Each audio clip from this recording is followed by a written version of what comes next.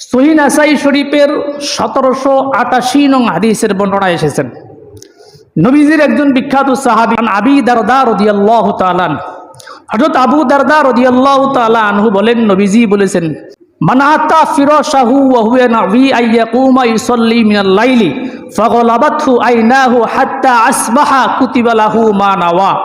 কোন ব্যক্তি যদি রাতের বেলা ঘুমাতে যায়, মান আতা ফিরাশাহু ওয়া হুয়া নাবি আইয়াকুমা ইউসাল্লি মিনাল লাইল, রাতের বেলা তাহাজ্জুদ নামাজের উদ্দেশ্যে, ফাগলাবাতহু আইনাহু, তার ঘুমের প্রবলতার কারণে ঘুম এত বেশি হয়েছে যে সকালবেলা জাগ্রত হতে পারে না, হাত্তা আসবাহ, এরূপ অবস্থায় সকাল হয়ে গেছে, নবীজি বলেন কুতিবা লাহু মা নাওয়া, আল্লাহ সুবহানাহু ওয়া তাআলা তার আমল নামায় তাহাজ্জুদ পড়ার সওয়াব দান করবে।